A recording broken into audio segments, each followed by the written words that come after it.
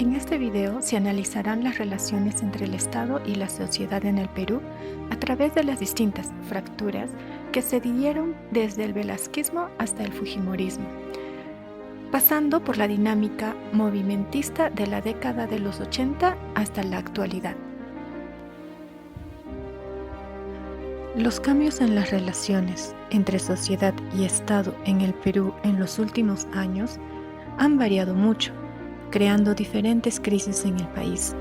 Después de los cambios estructurales ocurridos en el país desde los años 50, en los que la migración y la modernización son sus aspectos más destacados, las relaciones entre sociedad y Estado cambiaron dramáticamente, así como las maneras en que los peruanos interactuamos, siendo el velasquismo la expresión política de quiebre del orden tradicional. Pregunta 1. ¿Qué tipo de Estado y sociedad desapareció en 1968 y qué tipo de gobierno fue el que llevó adelante este proceso de cambios? ¿Y quién era el presidente de entonces? Según la lectura, en 1968 desapareció el Estado oligárquico y burgués.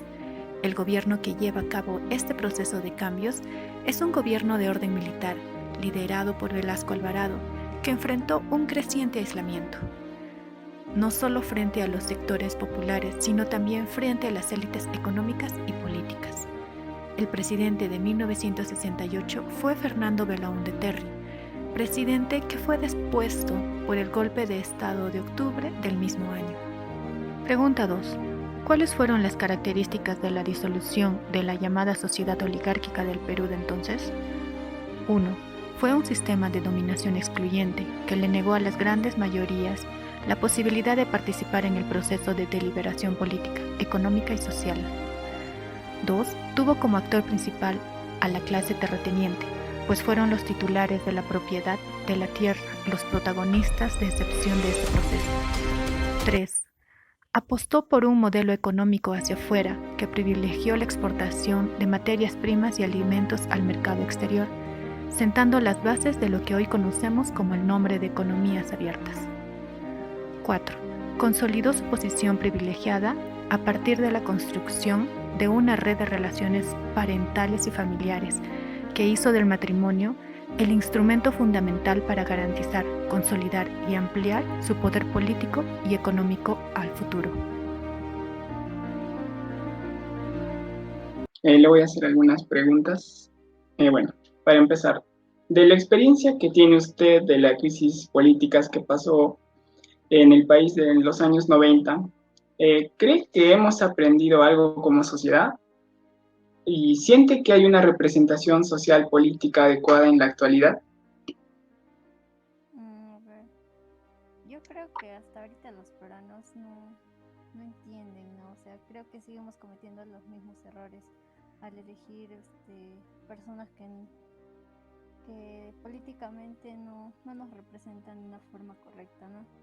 Por decir, en la época del Fujimorismo, gracias al Fujishock que hubo, que dio Fujimori, creo que si no hubiera habido eso, también los peruanos no hubiéramos mejorado económicamente hasta la actualidad, ¿no? Pero también no hemos aprendido nada, no hemos seguido cometiendo los mismos errores al elegir bien por parte de ellos, ¿no? Y bueno, con la otra pregunta, creo que al momento, con lo que se está dando en la actualidad, creo que no hay ninguna representación social, ¿no? En específico, porque el país está dividido en ambos aspectos. Pregunta 3. ¿Cuál es el papel de Alberto Fujimori en la Constitución de Estado posterior a 1990? El fracaso del velasquismo y la democracia de los 80 termina con el fujimorismo en los 90. Inicia sus intentos de construir mecanismos estables de relación entre sociedad y Estado. Estos intentos terminan con una profunda crisis de legitimidad del sistema político ante la ciudadanía. Alberto Fujimori finalizó con la disputa ideóloga de los años 80, poniendo una reforma neoliberal, terminando las relaciones entre economía y política, es decir, el Estado como promotor del desarrollo. De forma neoliberal no se logró consolidar. Alberto Fujimori terminó abruptamente su gobierno en medio de escándalos de corrupción de una escala pocas veces vistas antes de la historia peruana. Pregunta 4. Martín Tanaka, cuando en el contexto de la reestructuración neoliberal, ¿a qué se refiere cuando afirma la crisis de representación social se expresó luego de una crisis de representación política en el Perú después de 1990? Se refiere a que los partidos políticos aún tenían la idea de la mejor manera de llegar a la sociedad era por medio de los grupos de interés entre los cuales se encontraban movimientos sociales y núcleos organizados en general. Debido a esto, el país pasó por un proceso de polarización. No obstante, diversos grupos sociales buscaban opciones de centralización. Finalmente, el vacío político que dejaron una izquierda dividida e idealizada, una derecha que pedía un mandato claro para una reforma neoliberal profunda y un APRA administrativo dejó una gravísima crisis. ¿Qué significa la afirmación de Martín Tanaka? El debilitamiento del mundo organizativo no solo se dio en el mundo popular, también en el ámbito de las organizaciones empresariales en el Perú de 1990, para el Estado y su relación con la sociedad. Primero, que los sindicatos de empresarios igualmente entraron en problemas a causa de los cambios ocurridos durante estos años, puesto que las reformas neoliberales trajeron altibajos en la organización y composición de los grupos de poder. Los intereses que son más importantes en ese entonces son los de asociaciones extranjeras, que se encuentran en la banca y en las empresas privatizadas. Los principales grupos empresariales ahora no son nacionales. Los sectores hegemónicos están en la banca y en la minería. Ahora no se ubican más en la industria, tampoco en el comercio.